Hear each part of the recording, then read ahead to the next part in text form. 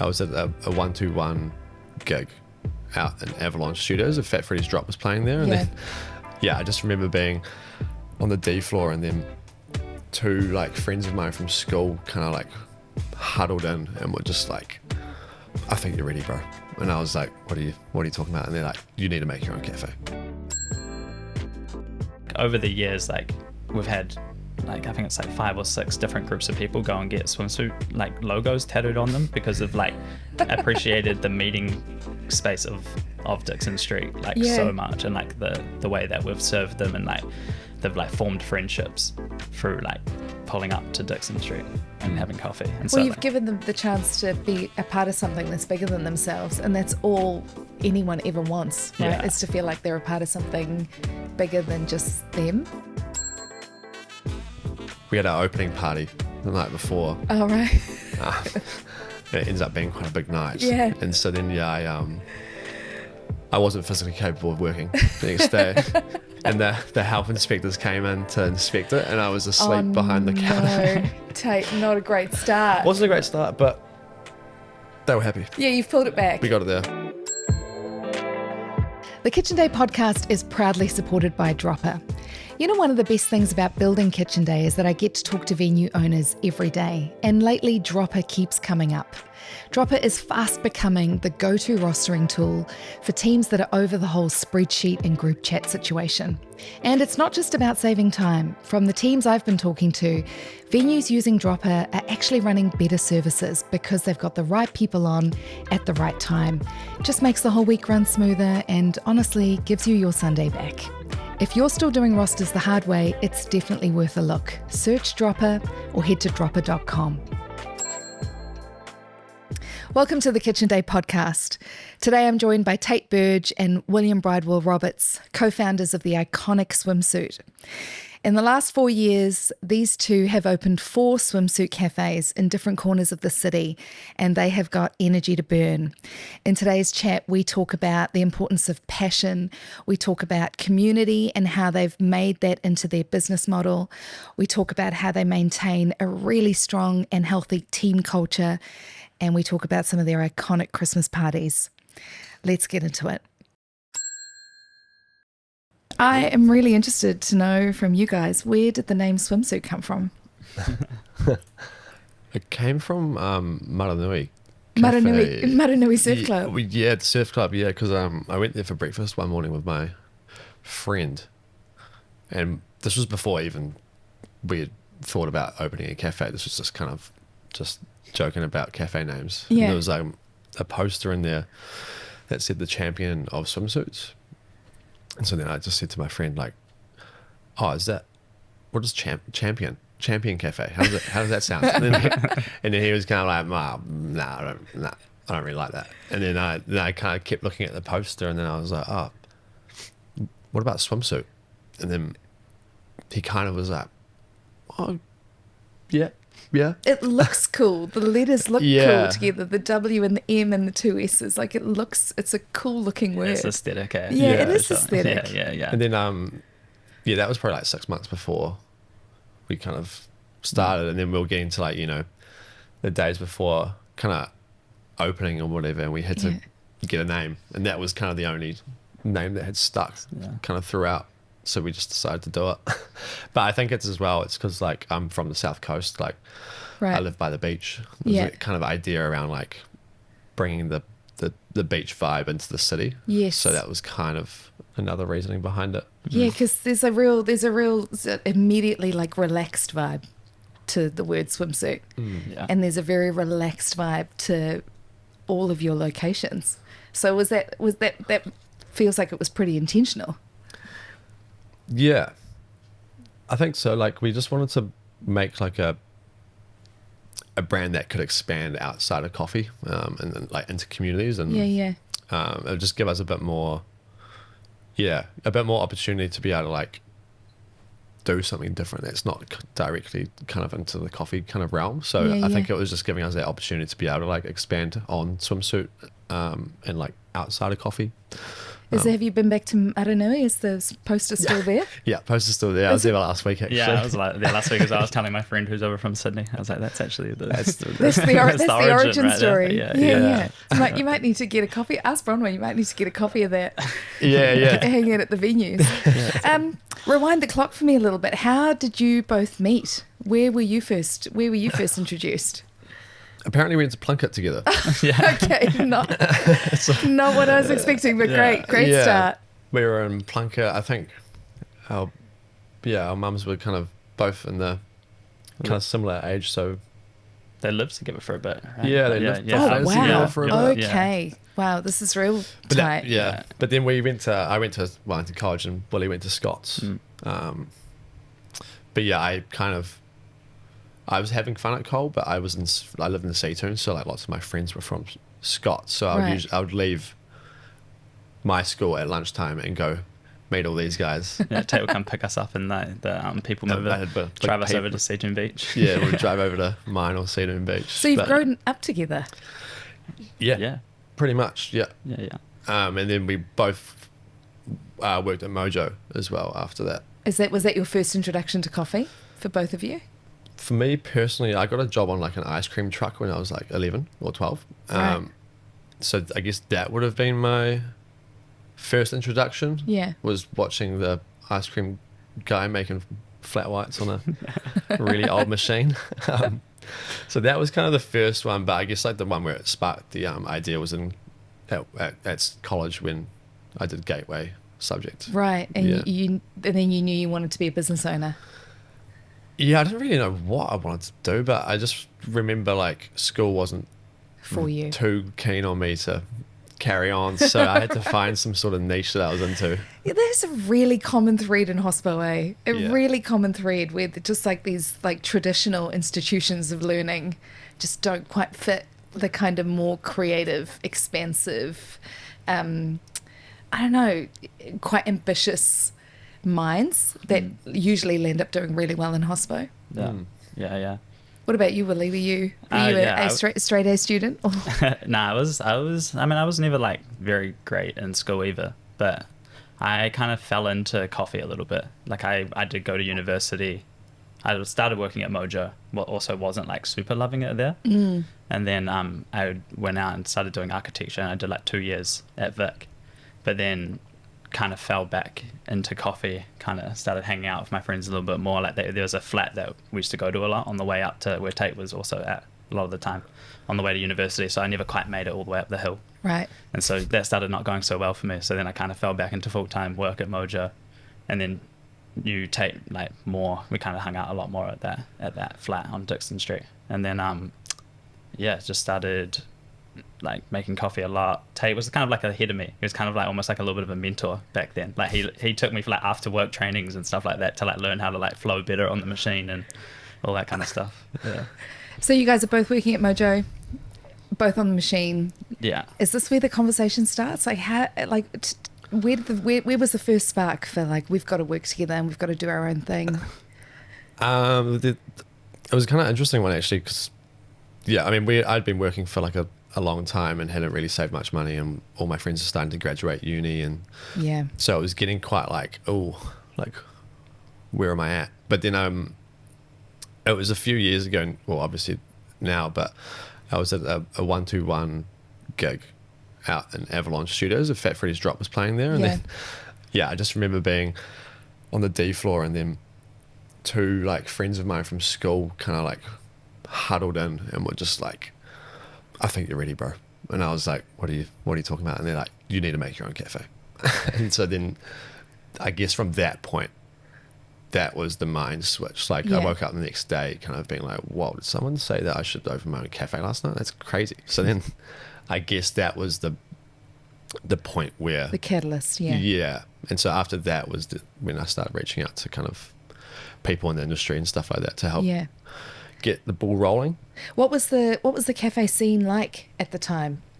I really liked it actually. Like there was really cool like independent kind of shops. It was still in that age of like kind of the vintage, like lots of kind of stuff to look at in the cafes. It was very like homely kind of vibe. It was quite a bit darker, I would say. Like it was very like heavy on the wood type Right. stuff and quite sharp, like kind of angles. But there was a lot more, I think, time and like variety of coffee at that point. Like a lot of people were doing soft brew as well as espresso, and people were offering maybe like a bit more variety in terms of like the origin that they can supply. But I think just with the industry trying to streamline stuff and kind of like look after the sustainability of the business, it's simplified it a little bit. Yeah. In the last kind of So well. place us. This is like 2018, 2019. Yeah. Yeah. Yeah. And so you reach out to Willy. Yeah. And you're like, let's do this. Yeah. I remember we went to like a rooftop bar down Courtney Place somewhere. Yeah, it was just kind of like You were pitching the idea. pitching, and it took a little bit of convincing, eh? Yeah, Didn't it? yeah. Yeah. There was a little bit of What was the hesitation? I don't know, because I was in the place where I was looking to change what I was doing. Right. Like I was in dispatch. I was doing a little bit of roasting stuff on the side, but like nothing like quite serious. And I wasn't really that passionate about actually roasting Right. coffee. So you were both entrenched in the coffee world in some way. Yeah. You just needed to take a leap. Yeah, to take a leap. But Yeah. yeah, I can't remember what was like really holding me back. I guess maybe just a little bit of like a bit of fear and a little bit of, you know. Well, we were getting a little bit of like, what are you up to type thing at Yeah. the at the Oh, at from the time. industry. Yeah, a little Yeah. bit. Yeah, so there was you know, yeah, it was a big kind of leap of faith that we had to take. Yeah. For it. So yeah, it was kind of interesting. Yeah, I think I wasn't really sure until we did that first site visit at Memphis Bell. What was Memphis Bell? On Dixon Street now. Yeah. And then Where Swimsuit sort of HQ is right now. Yeah. So take me to that site visit. You guys are, because that's a big deal, right? Going to check out sites. Now you're pretty serious. I mean, how are you going to fund this thing? Had you sort of, was the bank involved? How did you work that? Well, I kind of, because I was, as I mentioned before, I couldn't save any money, so that was like, I guess that was in the forefront of my mind. It's Yeah. like, okay, I don't have. How do I fund this? Yeah, so I can't really open a cafe without the money. So that was kind of the cycle that I was in. But then someone mentioned that if you've got the idea and then the money will follow if you get in touch with the right people. But essentially, when I first got into coffee, my really good family friends, were kind of like, oh, if you ever want to open your own cafe, like just hit us up if we need any help. And that was probably like 8 years before. Like just a kind of a sliding comment that they Yes. said. Yeah. And then So 8 years later, hey. So 8 years later, I went and knocked on their door and was just kind of like, hey, like just that chat that we had about the cafe, like I think it might be happening. So can we get a bit of help? So yeah. Amazing. So you had an investor. Yeah. So that was just to get the bank to say yes to the loan, just Yep. to get like a little bit of security from them. So yeah, they just fronted like a third. Yeah, amazing. Of the money, and then the bank did the rest. So Yeah, yeah, it was pretty incredible. But now your business plan is, because obviously you guys have got to show up to these conversations with proper business plans and forecasting and all of that kind of stuff and a name. Yeah. And now you're going to site visits. So walk me through, because for people who haven't been to Swimsuit on Dixon Street, it feels like it's always been there. It feels like it's been there forever. What was it like January 2019 before you opened? Yeah, well, like Tait actually went for a different visit to, was it at the chocolate factory at the time? Yeah. So I was looking for spots at this point. Yeah. So I had like a couple of leads. There was like a little shop out in Tawa, and then there was a opportunity at the chocolate factory that I thought was kind of cool, but yeah, then it didn't go to kind of like how I wanted, so Yeah. I left there, and then I walked past Memphis Bell, and then Johnny was there, and I just was quite wound up at the time, so I explained to him what was going on, and then he was kind of like, oh well, I'm keen to Move on. move on, so like, do you want to have a chat? And so that's kind of, Oh, far out. yeah, and like that Memphis Bell site was one of those ones where I'd walk past every morning and go, What a sight. oh man, if I could have that site. Truly, corner spot, Yeah. right by the park, on Dixon, like just Yeah. perfect. It's almost like bang smack like in the heart of It Wellington, truly you'd is. almost say, yeah. It truly is Yeah. like in the middle. Yeah. And we had to like Johnny, the old owner, he had to vouch for us to the landlord, because the landlords wouldn't take first time tenants. Oh, no So, track record. Yeah, so we didn't have a track record, so then we had to kind of. So he really helped us out in terms of getting Yeah. into there, in terms of like vouching for us, Yeah. which is real nice. So what was it like? What was that setup like? What was the hiring your first staff member like? Walk me through that. Yeah, I mean, stepping into the space for the first time, because I obviously had been to Memphis, but looking at it as like your own kind of space when we were in there, it just felt so like right, you know, like you're standing on that corner. Like at the time, it was like windows, like floor to ceiling, and you're just kind of like, yeah, this is 100% like gonna work.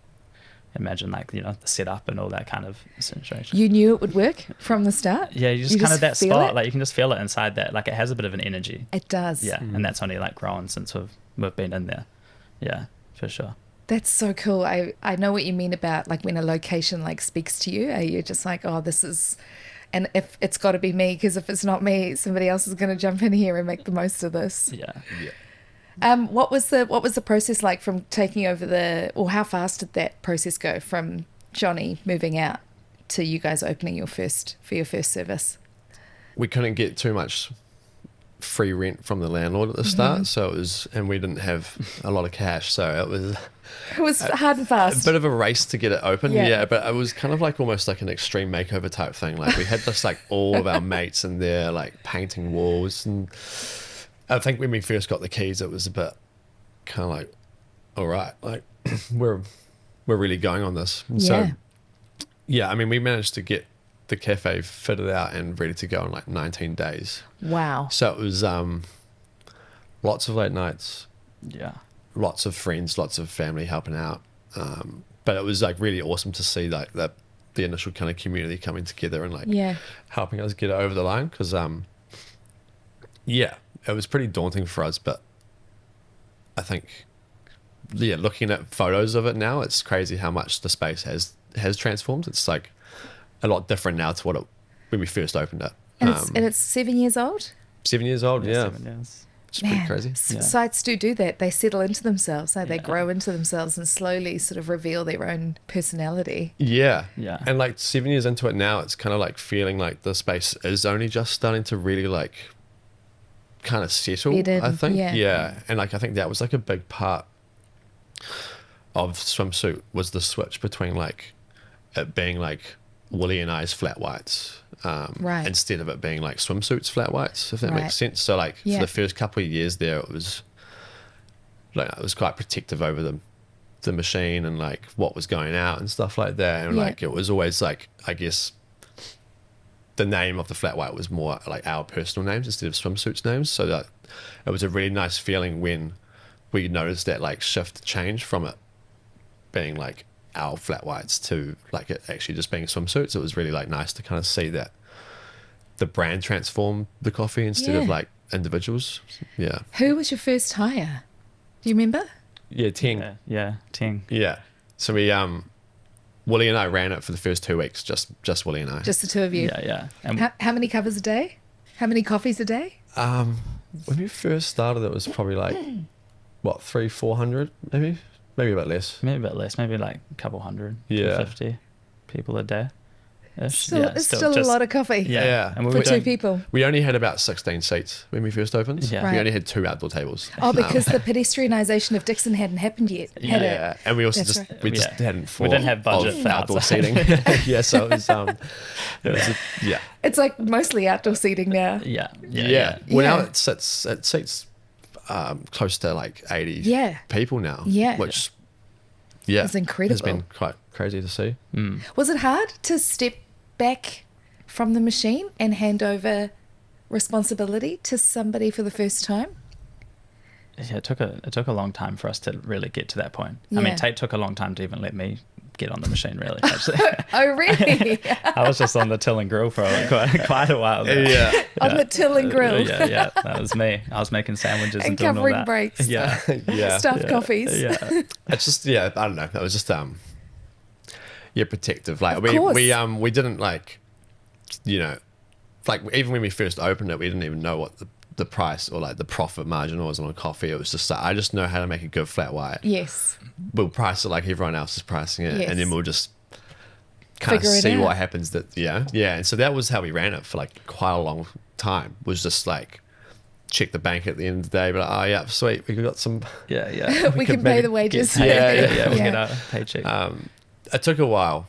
It's just the case of like just letting go a bit, and like Yes, also yeah. just like appreciating the fact that, you know, if I'm at like 100%, then like you've got to accept the fact that people might not see it the same as you and stuff That's like right. that. And so it's just accepting that and like embracing the other way that people think. And yeah. Yeah. Letting It's them, yeah. a part of business ownership you don't often hear about is you get into this industry often because of the artistry of coffee making or wine service or cooking.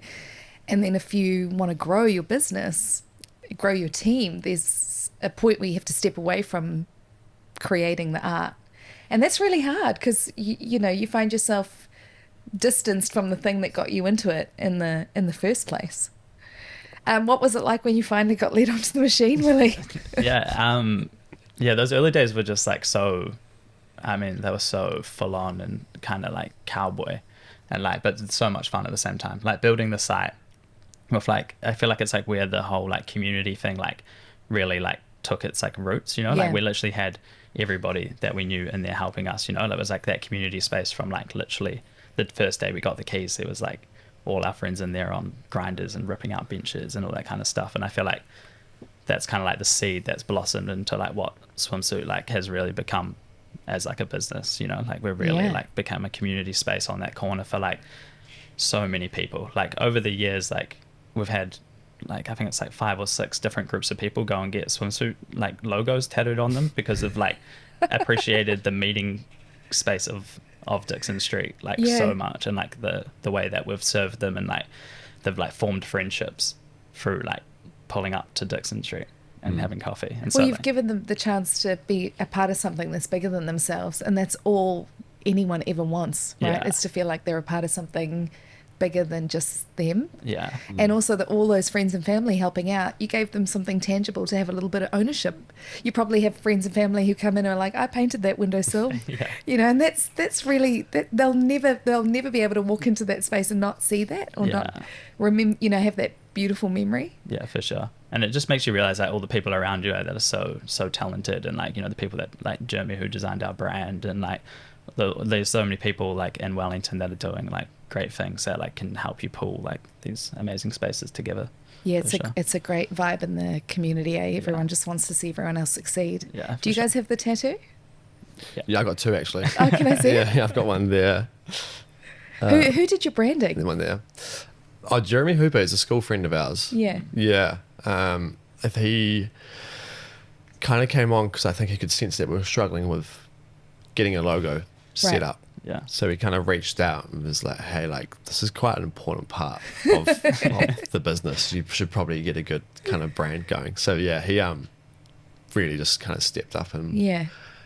kind of took his initiative and just got some stuff going for us. Yeah. So it was pretty awesome that he got involved in, like, I mean, it's still the same logo that he did 8 years ago, you know, like it's pretty iconic. Yeah. yeah, and it's like hasn't changed, and it's still just as kind of strong Yeah. as So is now. so Dixon popped off from day one. When did you guys start having the chat about site number 2? What was that evolution like? I don't know. I think we were just pretty young and energized and just didn't want to say no to anything. So it was quite like, we just, yeah. Did I the think, opportunity come to you? so People's Coffee went into the Miramar site, and it was again one of those situations where I saw them go in there and I was like, damn, that's a Great That's site. a great spot. Yeah. And like the whole idea that they had around it being like a kind of a community grocer and stuff like that was like really, I was kind of like, wow, that's going to do really well. Yeah. But then, yeah, it didn't work out for them. And then that opportunity arose Yeah. from us, and then we ended up getting like kind of like a silent kind of partner / investor who kind of saw our vision a bit, and so they came on and helped us to finance that second one. Because now the game really changes. Like now you've got 2 sites. That's massive. And that was kind of the part where we were going, okay, well, I'm not going to be able to make every flat white now. Like, how is this going to kind of work? And then that was kind of the start as well, where Willy and I just didn't end up working together for quite a long time, because Two different sites. we would both be at different sites, kind of running it. So it did really change your dynamic. Yeah. Did you miss each other? Yeah. Yeah. I think we worked well together. We would have some good after work kind of catch ups and stuff like that. What's it like going into business with your friend? Yeah, I mean, we were pretty aware of the general recommendation of like, don't go into business with your do friend. it. That's kind of like the golden kind of point there. But we kind of decided, you know, like, let's give it 12 months. Yeah. Let's not commit. Like, Willy wasn't a shareholder at that point in time. Yeah. So it was kind of like, you know, let's do this for 12 months. Let's see how it goes. If it works, then like, Willy will come on as like a half kind of shareholder. So yeah. And then I guess after that 12 months, it went really well, and we were kind of clicking pretty well. Like, our brains work somewhat differently. So complementary. Complements each other quite well. Yeah. And we're really honest with each other, and like we both, after like good discussions, we both, you know, can see the same vision, and like it's always kind of been like that. So it's been really quite special, to be honest. Like, I don't think you get many people that can stick side by side together for like 8 years. No. And, no, it's pretty rare. Who's the tie break when you can't agree? We bounce off Colin a little bit. Yeah, we bounce off Colin. Like, Colin's our like kind of investor / mentor kind of guy. So we bounce off him. I think as well, like, we do like networking, so we'd like to talk to other people in the industry and kind of just get feedback. So I guess that's been a big thing for us this year, is like taking a step back and actually just discussing stuff with people that we know in the industry that might have some good like kind of advice for us and stuff. Because I mean, there's been different phases of Swimsuit, like, you know, the first phase of opening it. Now, you know, fast forward to now, it's kind of like, it is a different phase, and it's like uncharted territory for us. So it's like, yeah, as you mentioned before, like, it's more of a business now, and so we are just navigating this kind of new area where Willy and I aren't as much on the roster. We're still figuring out, like, you know, the roles exactly, and like, just kind of what it's going to look like in the future. So it's been pretty interesting, but we're just wanting to like take a step back and just talk to people in the industry that have kind of gone through this before, so that we don't go down the wrong path.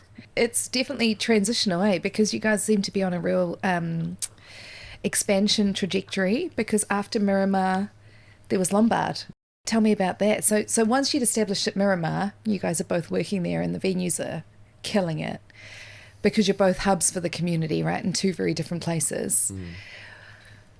Had you thought we need a third now to sort of make some of these business expansion plans make sense, or how did Lombard come about? Just more opportunity, really. It was just kind of more like timing, and like, that was Tait's old cafe that I used to work at. Oh, I used to work there for about 3 years. So it was you knew the site. There was almost no choice. Just a no-brainer. Yeah. I was set on it, but like, we were just young. We weren't, you know, like, all our kind of idea at the time there was just like growth, you know, like, it's just like go from one thing to another. And I guess it was coming off the post of like COVID and stuff, where if you had opportunity to get investment to like open stuff, it was pretty good to do that, because there was like, unfortunately, like, a lot of places kind of closing down, but then that made opportunity for kind of something like Swimsuit. So so you guys had only been open for a year before COVID hit. Is that right? Barely a year. What was COVID like for you? It was weird.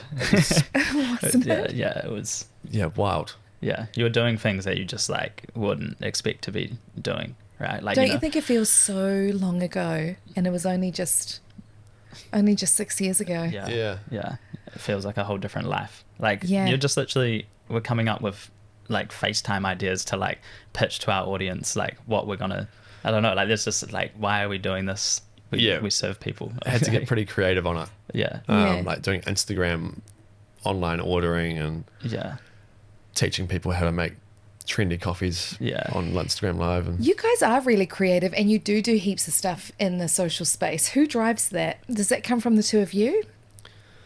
Yeah. Yeah. We do. Where do you get your inspiration from? Like, I mean, a lot of our staff have got like a good amount of inspiration. Like, they're super talented. Like, there's a lot of designers, photographers, like people in the team that have skills that are like outside of coffee. And so, Yeah. like, for us, I feel like, you know, for us to retain the team or retain some staff, we need to be thinking of stuff that they're interested in as well. And so it's kind of like we do get a little bit of a push from the staff, because it's like, okay, like, we don't want to lose this person, so let's Engage them. engage them and Yeah. get some like good photography going or that. And like, I do think we can be doing a lot more with our social media. It's a constant thing about like the, you know, posting anxiety and stuff like that. But Yeah. like, the community wants it, and like, it's authentic, and yeah, we are trying to improve that a bit. But yeah, it's cool. It's really cool seeing how engaged the people are with what we do online. Everything you guys do is super authentic. And I think from the outside looking in, something Swimsuit does so well, which is sort of where I think hospitality is going, is we don't just live in this sphere of hospitality, you know, isolated from art, isolated from music anymore, isolated from design. But I think more and more people are combining all of those things together, and they want content and experiences that give them music, art, design, hospitality, food, wine, friendship, you know, togetherness, that vibe. And Swimsuit, from the start almost, you guys have done that, I think, really well. It's always great music at your spots. Your design is sharp, your photography is really sharp. The events you do, like, the events are, well, super successful, right? And creative, and you do them all the time. Was that something that you were like, was that something that you knew you were going to do from the start? This wasn't just going to be a traditional cafe? Yeah, I think it goes back to that like origin story of the brand, and like not tying it down to something coffee related from the get-go. Like, it was always like people, I think that's like the beauty in coffee as well, is that it's in everybody's life. So like, you can literally collaborate with all types of markets. Yeah. And it's like, I think that's a really exciting space to like be able to like, you know, you can be in, like you're saying, like fashion design, stuff like that, but also like you can collab with other like hospitality like places, you know, like, it just like, there's no tie down, I feel like, when it comes to cafe culture. And I feel like that's only getting like more prominent. You see like on Totally. Instagram and stuff, like big like fashion brands doing like these cool pop-ups with like, you know, boutique chefs and like all of that kind of stuff. So yeah, I think it goes back to that we always thought like there's way more to this, like this could be a lifestyle more so than like just like a coffee shop in itself. Yeah. Are you guys super clear on who your audience is? You said before something, Willy, you were like, something for our audience. Have you thought about who that is? Do you have like these ideas of these personas that you look after?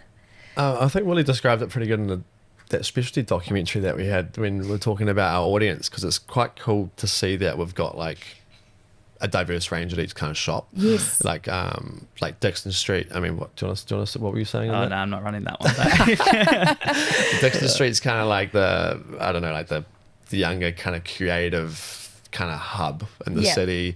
Lombard Street, you're getting like a bit more of like the younger professionals coming through. Your pros. Yep, bit of that. And then you've got a big library kind of crowd now that the library's reopened. Yes. Down there. And then Miramar, we've got like the young families, wetter film kind of crowd out there. Yeah. And then the university, we've got the faculty staff, and then just obviously like students. So the crowd that we're pulling is quite cool in terms of its like difference. Like when we did our 7th year birthday party the other week, it was awesome. There was like families with like babies up there, and then like the older crowd was there having a boogie, and then there was like heaps of the young people, and it was just like so cool to see that like everyone was keen to come to this music event, not just the people that enjoy a bit of duff, you know. Can you describe for people who didn't go what the 7th birthday celebration was? Yeah, well, I guess each year we've done a birthday event of some sort, and each year it tends to just get a little bit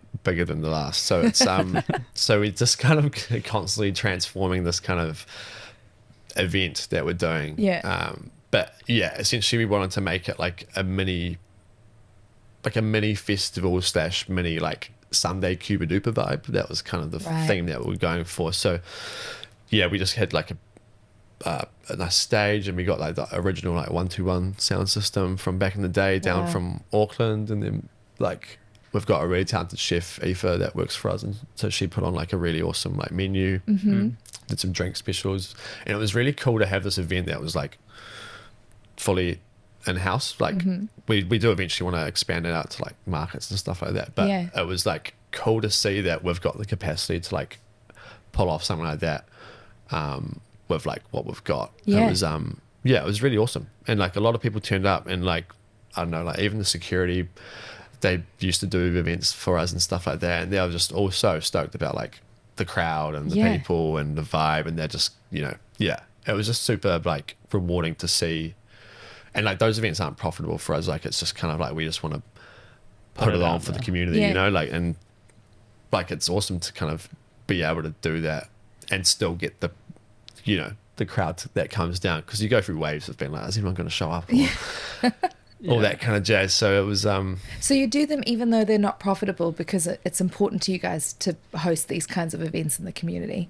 That's incredible. Sure. It's like, well, I was talking to some people up there, like some of the younger crowd, and also some older people, and it's like, I don't know if you've ever attended like a party in that location, like it's like kind of like a famous spot, like the Quarry parties used to be just quite a thing. Beautiful green, you're just looking over the city, and it's just, you have that beautiful view, and like the sun sets like perfectly into it and stuff. And like I remember going up to those when I was younger, and like thinking like, wow, this place is so cool. Like you like walk up that hill, and like you can't really hear much, then you pop over the top, and there's like a full party going on, and like I don't know, it's quite like exciting. And then to hear that like coming back from like kind of the younger crew that like hadn't experienced that before, and it's like, you know, we were providing this like vibe that has always been here, and like, you know, giving it back. I think that's like the most important part, rather than trying to make like a bunch of money. That's incredible. And it was really cool seeing the younger crowd. Like I feel like there is a really cool young crowd that is energized and like excited to kind of put stuff on for the city, and like it's really nice, like I guess with us having a bit of experience in this now, is being able to like,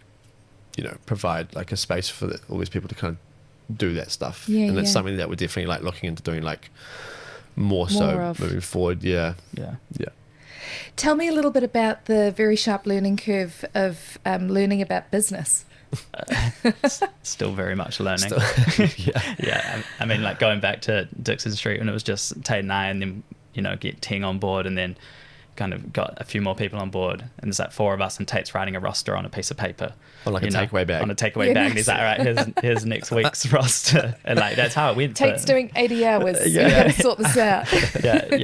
And like the office was like, you know, the bar at Swimsuit, and like that kind of basic system level. And we dealt with that for a long time, but I think that's kind of where our skills like kind of shine a little bit. Like, you know, I came on board and started taking over those roles and like implementing software and like, you know, that kind of like development. And it's interesting through growth throughout the business, like how you scale through systems, all of that stuff, you know, it's just as you grow, you just like, that's kind of exciting as well, as you like outgrow a system, and then, you know, you have to introduce like new ways of solving problems, and like that's always like a really fun part of it, for sure. Well, it's fun for people who like that kind of thing. I imagine it's not fun for people who don't like that kind of thing. I've been locked out of the Xero account.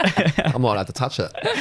Tate's on view only. It's same as me and my husband. I'm like, can we afford that? He's like, what do you think? I'm like, I don't know, because I don't look at the account, so you tell me. I mean, in that realm, we're both like, I mean, we're still learning a bit about money management and those things, and like cash flow, and that stuff's all like kind of mystic anyways, right? Like it isn't. I mean, it is and it isn't. But it, you know, it's a whole new world when you first get introduced to it, and you need to learn like yesterday. You know, like in real time. But I think it's also with like growth, it does feel a little bit uncertain. You know, like it's just stepping into like, especially we went like 1 and then like 2, 3 cafes like super fast. And it's like, how do you forecast their sales for the year? Then also this new cafe that you're going to open. You know, like, and it's like. Plus, we actually don't even know how to forecast like our current ones, and like, so there's definitely a huge learning curve that we're still trying to like branch out and find solutions. I think it's really well. First of all, your experience is not unique. Like, there've been so many people who've started the same way that you guys have and learned the same way that you guys have. I certainly learned the same way that you guys have. And now I have this thing where I try and reframe it. And if I'm doing something scary for the first time, or I feel like I'm tackling something that feels out of my league, I go, this is living. Just remind myself that, like, you know, somebody said to me once, if you're not living on the edge, you're taking up too much room. Yeah. And I feel that in this industry sometimes, especially, I'm a little older than you guys, but as a younger owner or a first-time business owner, certainly a first-time employer, it's pretty daunting. Like, it's pretty scary. Tell me how you go with the staff management thing and the people management thing. What's that been like for you? Yeah. Yeah, it's been, I mean, it's just gone from, like, you know, as I said before, like, Willy and I just working there, literally just the two of us. Now we've got, like, 24 staff on the team 24 staff. Yeah, and we've got, like, a pretty good kind of staff retention there. Like, people do tend to hang out for quite a long time, which is, like, really awesome. But I think a big thing for Willy and I is, like, we've come from a coffee background. Like, I got my first coffee job at Mojo when I was 16. And so we've gone through the ranks of, like, you know, floor barista, manager kind of thing. And, like, I guess from that experience, I personally, like, I learned a lot about what I didn't enjoy about being a manager, and like what I felt was being forgotten about in a way. So it was like really emphasizing, like, that was like quite a big part in terms of just like the staff support, like once people get to management, I felt like a lot of them felt like they got a little bit forgotten about. And, like, you know, like encouragement, for example, is like,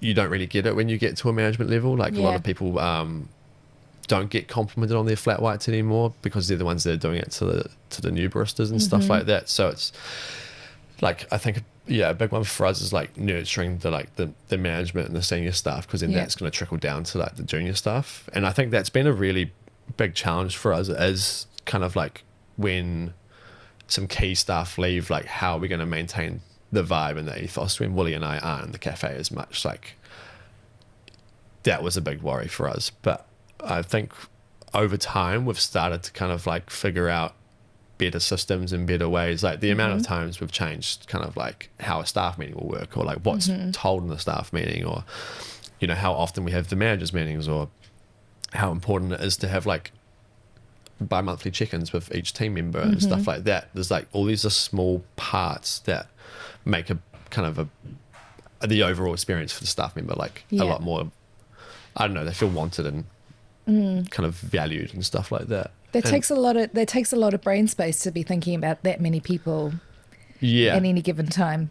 Yeah, it does. And and then we like, that's the big part, is like, you know, Willy is doing the rostering at the moment, and like, you know, it's pretty rare that you don't get like your leave requests kind of like accepted and stuff like that. We do try really hard, and it's like a fairness type thing that we do with that stuff, you know, like staff will step up and cover someone for the week if they're going on holiday the next week, you know. So we're very into like the fairness type thing, you know. It's but it's been a lot of learning for us. Like, we've never hired managers before, so like we were doing a lot of the management kind of roles at the start, but then now we're starting to figure out, oh, a manager actually does that or does that. So it's nice, and like it's realizing that like people want responsibility, they want stuff to do, but like in my mind sometimes you feel like it's a burden for them to do it, but it's actually like, no, they're keen as. So like, let's start embracing everyone's skills more, and like actually getting people to kind of like spread their wings a bit. And somebody, I remember an early mentor for me early in my leadership journey said to me once, staff members come to work expecting to work, so you asking them to work is not a surprise to them. And in the absence of guidance and the absence of direction, that's where you have issues. So, you know, lean into that sense of like instruction and expectation, because that's going to give your staff far more comfort at work than not, you know, not doing that. It's almost like a respect thing as well, you know, like it might seem daunting to give them some feedback about something, but it's actually like, no, you're actually helping them out by doing that. Like, because otherwise they're just going to go down the track of getting into a bad habit or something like that, you know. So you can end up with embarrassment and stuff if you let someone go along with something for too long, or like, you know, people really enjoy like you stepping in and giving them your skills, you know. People love to level up. I think it's been interesting, like we opened it obviously quite young, like 24, and so we're working alongside people who are like the same age as us. Mm-hmm. And so being a leader and in charge and trying to like set that up when you're Learning at the same when you're time. learning at the same time and you're the same age as everybody, and like you kind of grow up with them. How do you navigate that? Yeah, I think we formed serious friendships with all of our stuff, I guess, through like day-to-day work. But Yeah. I think it was just understanding that like we do have the skill set to like bring these people on and like to show them stuff as well, and that like they can learn stuff off us, and that we actually have and I think them seeing like the amount of time and kind of passion and energy that we put into like not only the cafe but the staff, it was like it did make like this kind of thing around them not like wanting to let Swimsuit down at all and stuff like that, which like, you know, wasn't like a tactic for us, but it's just kind of how it transformed into like this thing where like, you know, we had their backs and they had ours, and it was like we were very transparent about like the business and like, you know, how well it's going like cash wise and stuff like that. You know, it's being honest about that stuff is like I think quite beneficial, because then they get on the same page and you can, you know, work towards the common goal together instead of like having that kind of split between us. Yeah, totally. It's kind of revolutionary, because I mean, when we were coming up, like no bosses ever told you about how the business was doing financially, and so you never really had the sense of like what am I playing for today? Like, you know, what is there to win? What does a win even look like? You just have no idea. But now it's the pendulum swinging the other way, and like you can't be transparent enough, you know, like letting them know the cost of everything, and understanding wages and understanding rosters and understanding, you know, the pricing of your menu. Actually, I'm really interested to talk about the pricing piece, because coffee, there's so much conversation around coffee and the price of coffee, and coffee's your thing. Let's start there. How do you price your coffee today? We obviously cost it out. Yeah. But it has been somewhat interesting. I mean, just in terms of like, coffee is 80% of our income. 85% is from coffee. Yeah. So it is like we're quite the thing. Yeah, it's our thing. Yeah. So food was just to kind of complement the coffee side of stuff. Although those scones, oh my god, those scones, legendary. Yeah, they're pretty tasty. It's an interesting one. Like, I guess we make really good products, and it's taken us a while to back it. Like when we first started, it was always, we were like the last ones to try and put the pricing up, because we didn't want to do it. But now we're kind of like, well, actually, like we make pretty good flat whites. Yeah. And like we want to better the industry as a whole. And I feel like going the opposite direction and trying to make this cheaper is like not the right way to go about it. I think it's like getting it to a point where it is sustainable for like the business, and like at the moment and for the last like while it hasn't been, you know, like just like I don't know, I feel like if the cafe starts to do really well, then people kind of like don't like they kind of get weirded out by really successful cafes, and it's just like, well, it's actually not successful. We're just like managing to pay our bills and pay our staff well, you know. Like, I mean, for like Willy and I, like we're still, you know, I mean, I'm still living at home, for example. Like, we're same with you. Same with me. So we're like, you know, and we're not saying that it's like we're not here to make, you know, we're very passionate about what we do, so it's not a huge issue, but it is just kind of one of those ones where, you know, like a lot of places can put their prices up and not get too much of a bite back, but because we interact every day with these with our customers and stuff like that, it can be a bit harder for customer facing people to kind of like put the pricing up. I think it's something that we've done like really well, is that we're super transparent when we put our prices up. Like we've always led with like a good little piece of information on the counter, and then informed all the staff with like a little bit of, it's like a space to educate in that moment, because like it's obviously a sensitive topic for someone. If they're going to start paying, you know, $5 more over the week every week, they might want to know why. And so that kind of does open the floor to be like, hey, well, this is a little bit about the coffee chain and like why our prices have to go up, and this is actually how it gets into your cup, and like kind of explore those stories in that moment. And is always like a really like I think a good time for it. So we've done really well with that, I think. And like it's also, like Tait was saying, it's like leading the market is actually kind of a better place to be. Totally. Because it is just like progressing forward the industry to where like it really should be. 100%. I mean, I think it's always worth having this conversation, right, about the things that you're actually paying for in the cup. Yeah. And a lot of what you're paying for is years and years and years of experience, somebody honing their craft, somebody who knows everything about the quality of that milk and everything about the quality of that coffee, and those two things have been chosen to go together, and they're put together by a professional, like an artist. That's why it costs what it costs, and it should cost more, actually. Cost more. But there's a real ceiling with coffee in New Zealand. You know, Megan Wiper from Acme, she said it really well, where she said, you know, us as Kiwis, we wake up and we believe that a flat white or a long black or an Americano is our right in the morning. And I think that's a really beautiful thing, you know, Kiwis and their coffee culture.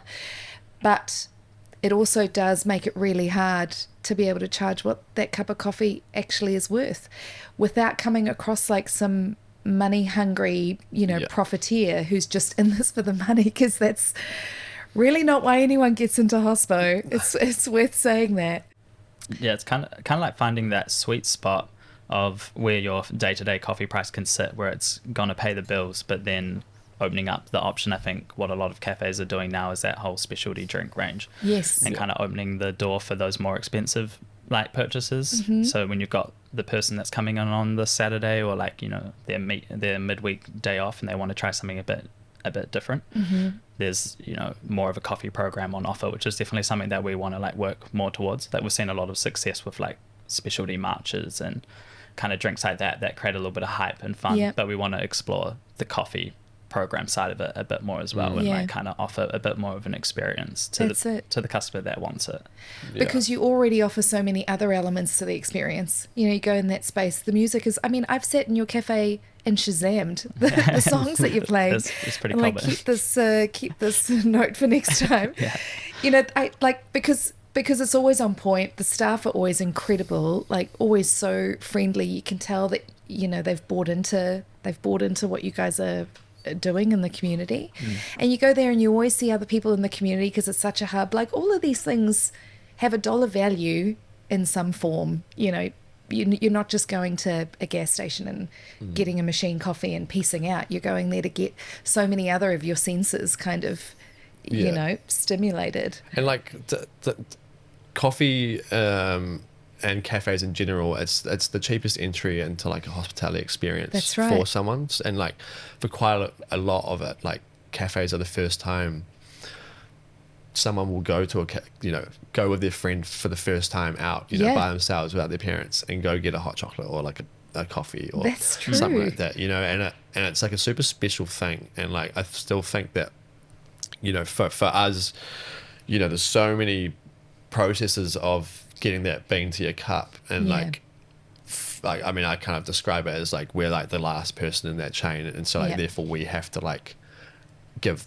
the customer and like showcase the beans, showcase the milk, because the producers behind it like, you know, have worked really hard to kind of like get that product to where it is. And you know, coffee takes a long time to master. You know, it takes years for one of those trees to mature, and you don't even get that many beans off it. And so it's like, it is a super special product, and like I think it's trying to like showcase that and like try and tell more of the story about like we are just the last person in this process, and like we have like responsibility to make it as best as we possibly can.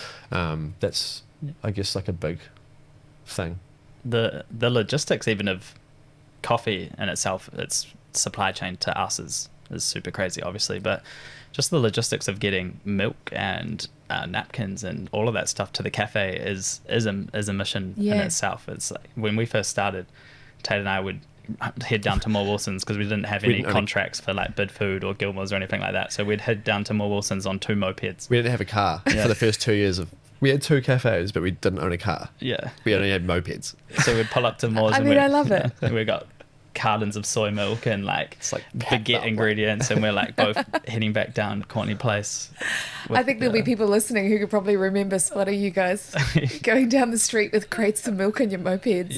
Yeah. So We actually had to open the Dixon Street a day late because we had our opening party the night before. All right. It ends up being quite a big night. Yeah. And so then I wasn't physically capable of working the next day.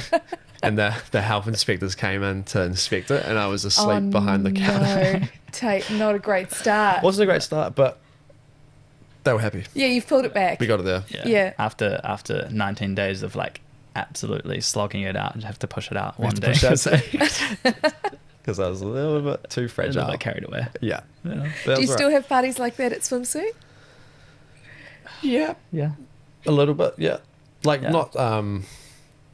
not like to the degree maybe that we used to have them. Yeah. But like there's definitely, we like to embrace a bit of that culture still. I mean, we're getting a little bit older. There's a bit more of a team there. Yeah. So it's not like in every kind of, you know, we like to do it for more special events. Yeah. Like Cuba Duper coming up, for example, you know, we'll get the team down to have like a beer or the hospital awards or like Yeah. but like the team's really, it's really awesome. Like, you know, in our group chat they'll just be like, oh hey, I'm having a potluck this Sunday, like everyone should come, or like there's a gig on this Friday that one of our staff are playing, and like you know, and everyone tries to go to that. So it's like Yeah. it's really cool to see, just like without me and Willy being involved, the staff kind of like, you know, organizing their own little events and stuff Yeah, like yeah. that now. And we like to, you know, like Willy and I were away for a wedding, but then there was this big event on at Supreme, so like, you know, we let the team go and have drinks down at the Lombard before it and stuff like that. And it's just like it's a super trustworthy kind of thing. And I guess like luckily 7 years into it, like no one's really broken that trust in terms of that stuff. So yeah, we do like to embrace that kind of side of it. It can get a little bit tiring at points, but like I don't know, it's pretty funny, You only like live seeing the younger crew, like I don't know, it's good. So Swimsuit has some pretty iconic Christmas parties. Tell me about those. We we put a lot of effort into our Christmas parties with the crew. For sure, it's something that we spend like a long time finding venues and going, you know, trying to work out a fun event for everyone. And like each year, I think Yeah. it's gone from like, you know, the first year was 4 people. We had like a 4-person Christmas party. And then the year after that was like, you know, 8. And the year after that was 12. And then, you know, now we're at 24. Wow. So it's like, the Christmas parties have had to expand essentially. Yeah, but early on when we were kind of smaller, how many of us? Maybe like six of us were there at the time, and then Tate and I. We got a house over in the Wairarapa and did that whole trip over there, and then Tate and I whipped out at 2 a.m. We had done an order with Cam from Area to get everybody Yeezy slides that hadn't come out yet, when they were like, that was big back then. It was like big. it was really big, and so came out of the room with like 6 boxes of Yeezy slides and everyone, it was like Christmas Day. It was, Oh my yeah, God, that's All of them, incredible. Yeah. Everyone was wearing them. Did I recently see you guys do a shoot with a local fashion house? Yeah, that's with Area. All of your staff were dressed in these incredible clothes, some incredible photos. Where did that come from? We just have been friends with Area 51 for quite a Because while. you guys are neighbours on Dixon Street. Yeah. And so, like, I mean, as we mentioned, like, just collabs Yeah. this year is kind of our vibe. So we're kind of keen to just like indulge in that kind of scene. And like, it was awesome because then the team got like, you know, some hookups with that, and like everyone really likes that brand. So it's like really cool to see. Yeah, it's a good crossover because they're like a Japanese brand, and I think people find our brand kind of has like a little bit of That Japanese like, sensibility yeah, to that it. sensibility, that kind of like you're saying, like no ego, kind of like Yes. relaxed environment, but quite serious about what we do underneath it. And so it was kind of like a cool opportunity to get into that. And then all the team was dressed up. They came and took some photos. The Needles, they're quite a big brand. They actually reposted all those photos on their community page as well. They were great photos. People Yeah. can find them on your Instagram. Yeah. Incredible photos of your baristas, all like posing. Posing. yeah. So good. Yeah. Yeah, no, it's good. Magic. So 3 sites and a separate kitchen? It's actually 4 sites. 4 sites. Yeah, and a kitchen. Yeah, 4 sites and a Vic, kitchen. Vic Uni. Oh, Vic Uni. Uni. Yeah, so that just started as a bit of a pop-up to Right. start with, and then it kind of just transformed into staying put up there. Right. Yeah, it's pretty different up there, but we do enjoy it, and like it's busy. It's really busy up there, and like took us a while to settle in because we are on a premium end of the pricing up there, and it was quite like just a little bit intense there because like we felt we did have to fold and give in to like what the expectations were up there around pricing. So like we did like reduce the price of our hot chocolate, for example, but after 6 months we kind of were like, no, let's just do standard, you know, like we don't want people going here being like, oh, they've charged cheaper down there, or so it took a little bit of just like settling in and like working out like how a university works. We've never had to like, you know, do full health and safety courses just so we could sandpaper like a wall, or like, you know, have to email through like 4 or 5 people just to kind of, you know, get something signed off that we can do and stuff like that. It's a bit different up there in terms of that, whereas, you know, at all the other sites we're just, I don't know, it's just a free-for-all. So so yeah, that was just learning about that. But I think that's been the cool thing about having this diverse range of cafes, is that we do have, you know, like Miramar is just like a couple that owns the property. It's really lovely. And then Dixon Street's, you know, we're pretty friendly with the landlords there. And then, I don't know, Lombard's like a big Auckland kind of property company. So it's a little bit, but it's just cool because now we kind of know how to deal with each kind of landlord. So you guys are sitting on top of a coffee empire now. You must have had some chats about the future. Pretty recently, actually. Like still somewhat ongoing. What are those expansion plans? Care to tell the whole world? We tapered it back a little bit because we've been growing so much and trying to like get the systems right and trying to catch up on that stuff, and we haven't quite got there. So we're trying to get it settled so that, I mean, Tait and I, over the last 14 days, I've worked 13 of them, which is... You've worked 13 of in the cafe? Yeah, in the cafe on the floor. On the floor, right. Yeah. So you're back making coffees. Yeah, so... What's that been like? It was fun, but I mean, doing 7-day week, 1 day off, 7-day week is not... That's not really fun. how you want to be doing it. You should talk to your bosses about that. Yeah, but it's like, it kind of shines the light when, you know, the system isn't quite there just yet. That's correct. Yeah, so it's a growing opportunity again. Like we kind of got our time back towards the end of last year. We were probably doing the hours we wanted to do, like 1 day, 2 day a week in store with the team, and then the rest of it on outside growth stuff, and which is like super important at this point. So we lost a few crucial staff members and took a little bit of time to replace them, and kind of got us into this situation, and then a little bit of sickness going around and those kind of unforeseen things. And it just kind of shines a light as to like, oh, okay, we're not quite where we want to be. And I think that's kind of brought up these conversations a bit more as well of like... Yeah, I think when we were younger and like we had Dixon Street and like Park Road and stuff like that, we were young and we could work till 2 in the morning and then get up at 5 and go back to work the next morning. That was kind of like what we were doing, and you know, we were calling it a rock star life for a bit there, but I think like we've stretched ourselves pretty thin at points, and like to a point where we get worried about the actual overall kind of like ethos of Swimsuit like not being met by the staff and stuff like that. So there was points where it was just stretched really thin, and the energy and the stress that Willy and I were getting was quite high, and so and we would take on debt each time we would open something. So it was quite like,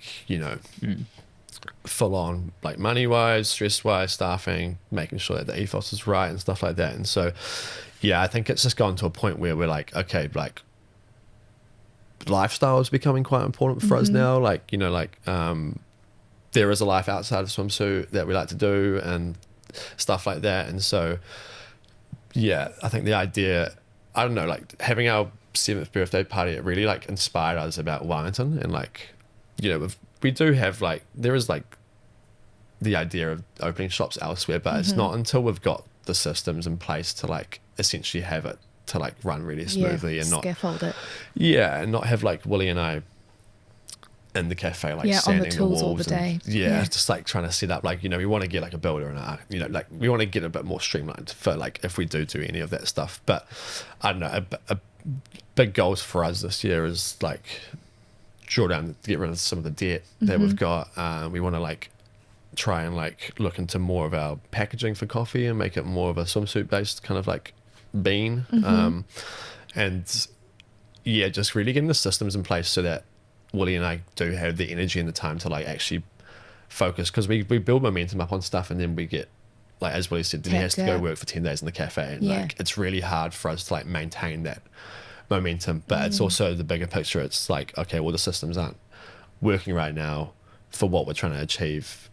Yeah, so I guess like it's just getting the systems in place, getting debt free, and having a really humming business, because we feel like we could probably do an extra 15-20% at each cafe. Like the kitchen could do a lot more food. Like we could, with what we've got right now, which is like a website, 4 shops and a kitchen, you know, like there's a lot more that we can be achieving with what we've got. And like I feel like if we were to like open up, people would start to realize that we're not really like still putting the energy into what we've got, you know. It's kind of this like we're looking too and far in the distance without like kind of so I think that's kind of a big thing this year, is like really just like embracing the city, getting really involved with the communities, and just I don't know, it's just like do you guys ever stop and look back and sort of, you know, congratulate yourself on how much you've done in such a short time, how far you've come? Because I just want to let you know, it's massive. You've done a lot. I mean, you opened Dixon in February 2019. So just for a little perspective, 7 years in, four venues and a kitchen and like an absolute bulletproof brand. Do you ever sort of sit back and, you know, clink a glass and say, yeah, we've done all right? We do. We haven't had it for our 7th year yet, because it's just been like organising that birthday, and you know, like that's work for us. It's not it's not us really partying, you know. So we do have like moments there for sure, where we'll like have a good like dinner out. We haven't had it yet. We're still that's overdue actually. Where are you going to go? Where is dinner at when you guys go for dinner? We usually try to go somewhere like Rita or something. Outstanding. Yeah. It's just like Margot, Ortega, all the spots. Ortega. Stunning. Top choices. Say there's somebody listening now who is you know, Tait 2.0, 7, 8, 9 years ago, making incredible coffees, has a real vision, has an itch to have their own thing. What would your advice be? Just as simply as take the step, and don't be afraid. Like I feel like there's this big thing around asking for help and people not wanting to do that. Like pretty much every like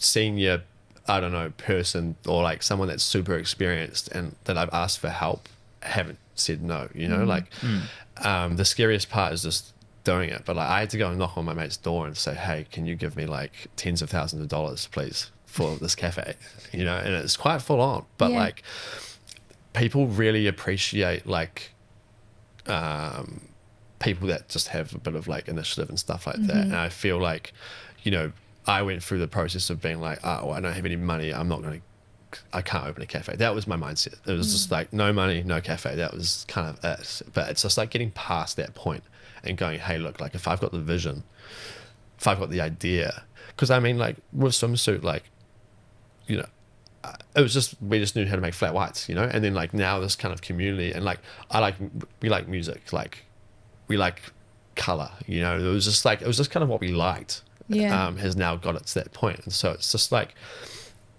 it's not trying to like conform to like what you think will work. It's like what you truly believe in, because then you're going to get like the fulfillment from that. I mean, that's just my point of view around it. And it's just a kind of reaching out for help. I think also down to like, I would recommend finding yourself a partner. Like a co-founder.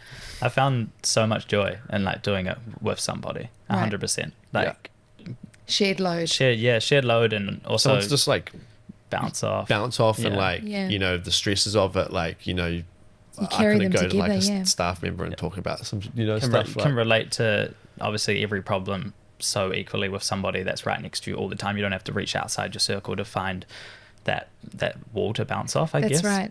But that's, you know, you guys really struck gold by being able to have that relationship from the get-go, because often it takes people a long time to figure out that, you know, their co-founder or their business partner is the right person. And it's usually an experience that's really hard that proves whether that's true or not, like COVID or, you know, debt or risk or whatever. And it seems like what you guys have got is magic. You have each other's back and you complement each other and use different skills, different blind spots. It's incredible. Yeah. I think at the base of it all is just we both have the exact same view on what hospitality should be. And what at is that that? baseline. It's just like that, how we serve people and how we expect a space to be. Like, I think if we both sit in a space and we're taught, we sit there for a moment and we get served by somebody, or we're in the environment, we have very similar opinions on the experience. I think that's like the key level of it. Tell me about what you order when you go to a cafe for a coffee. I'm just flat white through and through. And what are you hoping to see? What are you looking for in your flatty? And the flatty, a glass of water, Yeah, is a big one. It's probably my biggest. I think the staff get a bit sick of me talking about water glasses going out. It's something that Steve actually at Mojo kind of ingrained in us. Well, you guys do it at Swimsuit. I mean, you order your coffee at the counter, you go sit down, and like a minute later, or actually faster than that, there's somebody there with complimentary sparkling water. It's like one of my favourite things about your cafes. Yeah. We're very open-minded when we go into spots, you know what I mean? Right. Like, we're not very jumping the gun or being super critical. Like, if my coffee's if my coffee's not great, I'll just chuck a sugar in it or something. Like, I'm not too kind of. Hospo operators are the most gracious diners, and it's so counterintuitive, but they truly are like so forgiving. I think it's awesome. Yeah, no, it's good. But just to touch on like Willy's point as well about having like a partner, in this, there's been situations where like, Willy's had to have time off, or like Willy went away. I went away for a month for the first time last year. Like that wouldn't have been able to happen without Willy. And then like Willy went away for 6 weeks as well. Like a few years ago, like my mum got really sick and she passed away. And then like, if I had to deal with that while being like a sole owner of the business, like it would have been super like full on. And so, yeah, having someone like Willy here when those kind of situations happen is like super beneficial, and like it does really take a lot of stress off situations where it is heavy or something like that. So that's been like, that's been awesome actually. Yeah.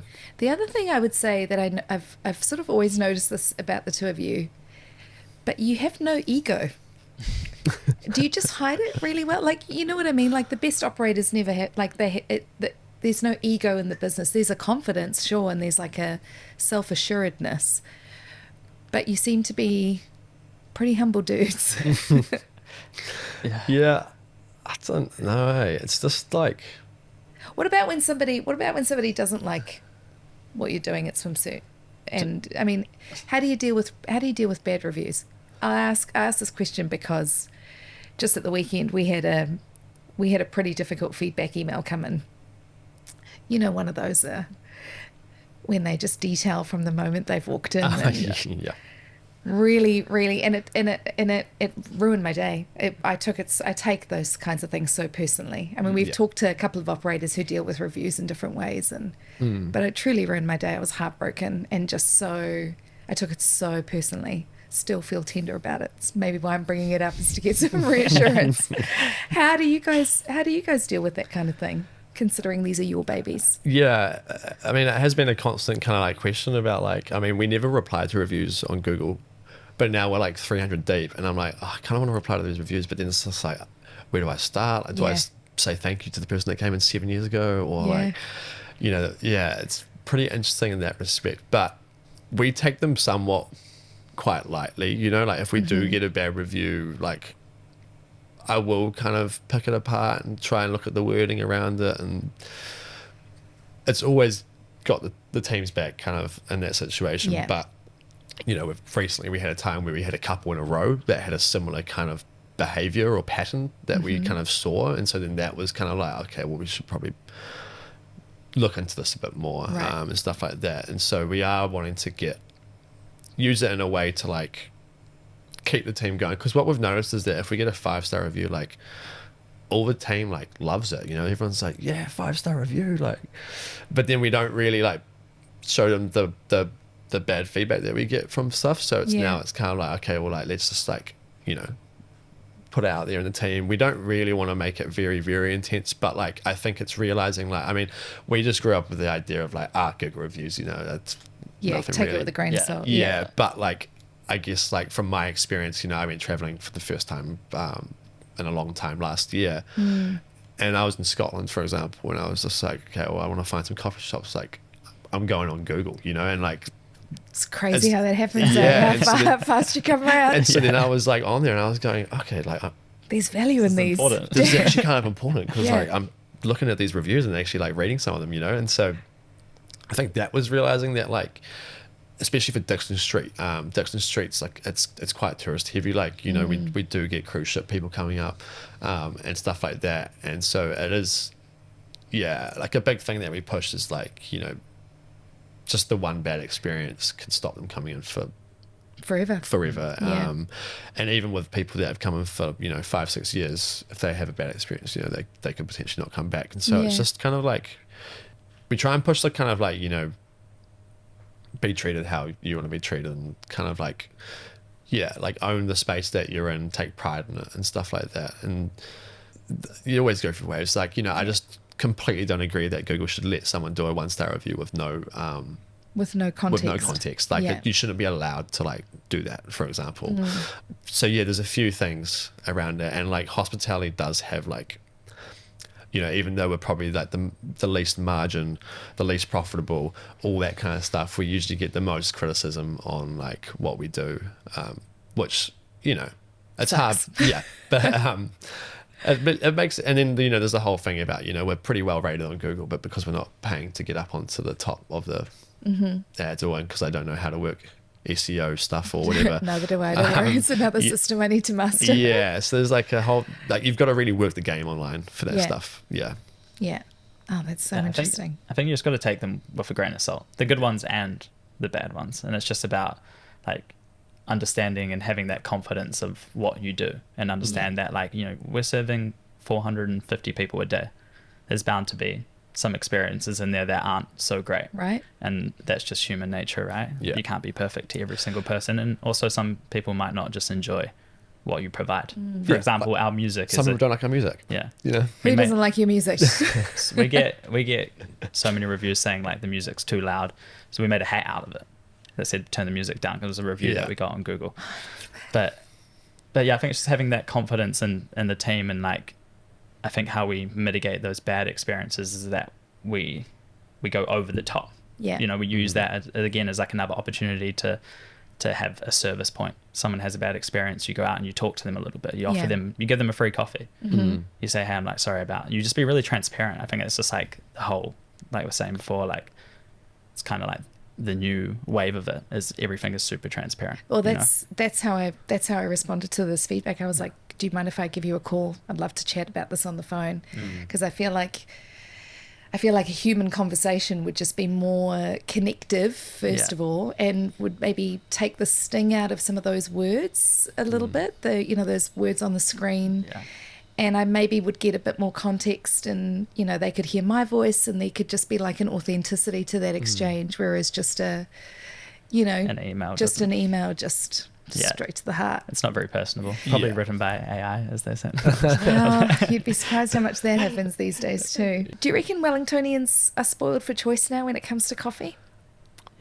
Yeah, I would say so. Yeah, I also think Wellingtonians are spoilt for like some of the best food. Like definitely in the world, even. Definitely. Like agreed. Agree. I think that like right now it's like it's pretty cheap to eat out in Wellington still, like comparatively to overseas. Coffee's cheap comparatively overseas, and like just the diverse range of food and coffee in Wellington is like awesome. You know, like you've got the Flight Hanger, which has like, you know, their own style of coffee, like and then we've got like Sketchbook, which has like a lot of really, really specialty, very like they're really onto it with their kind of coffee profiling and stuff like that. Then like, you know, you've got like New Chapter, then we've got like some of the best roasteries in the country that have started here.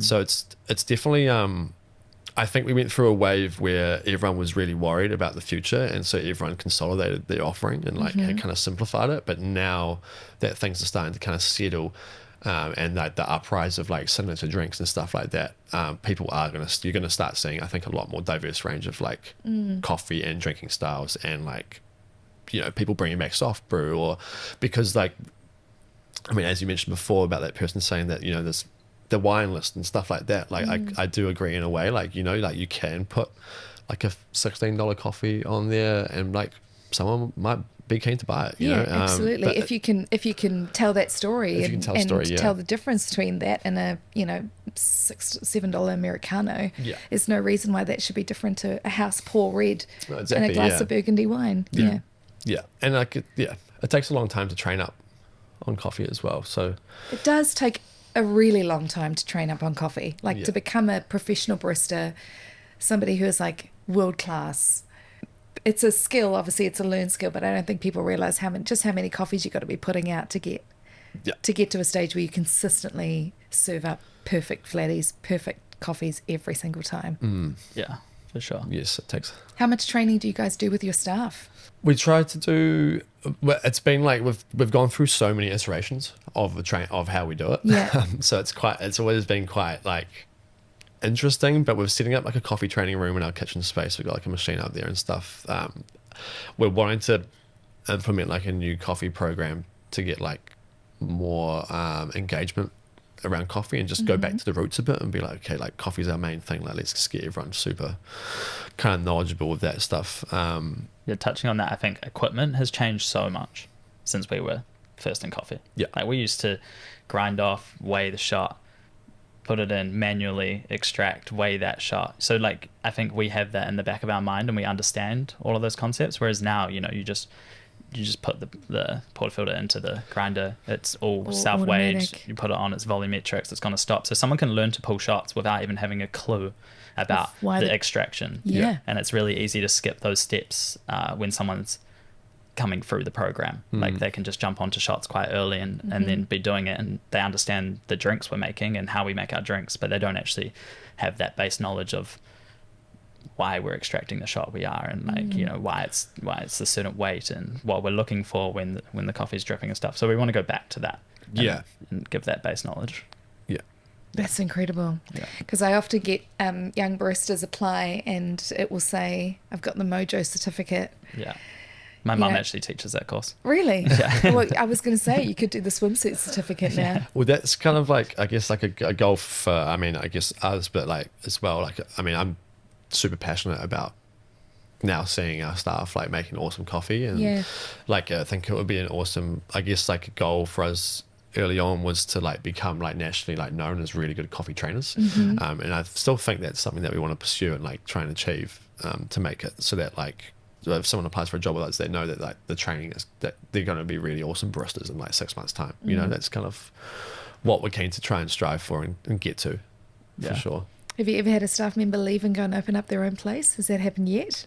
It hasn't happened yet. No, it hasn't yet. Nah. No. They don't want to leave the family. They're all in Melbourne. Bloody Melbourne. Yeah, we could probably open a swimsuit there and have a full team ready to go if we wanted to. What city in the world do you think is leading the coffee program, the coffee charge at the moment, if you had to say? We just went to Melbourne last year for both our first times, and the game over there was crazy. Yeah, that was like it's like I think the roastery game in Melbourne is crazy. Like the beans and the quality of price is like really awesome. I still think though maybe Melbourne's still a little bit food focused. And like coffee is like the complement to the food, whereas like for Wellington or like us, for example, like it's the flat Coffee white first. and then the food's the complement to that, if that makes sense. So but I do agree, like the coffee programming at the roasteries over there is like pretty crazy. And I also think like Southeast Asia is it's going to be the new kind of coffee hub, I think, just from what I've been seeing with like Bali and Manila and spaces like that, where it's like really blowing up with that third wave coffee scene. Incredible. So that's where we're going to lose all our good baristas too. Yeah. Cambodia. We'll do that. Crazy. Oh, that's amazing. Well, I mean, I feel like a flat white now, so I should wrap up. And I'm sure you guys have got. Are you heading back to the sites now to jump on the We've machine? actually got an admin day today. Admin day. Admin So we day. can finally play some catch up. Well timed. Yeah. Well Which is good. timed. Yeah.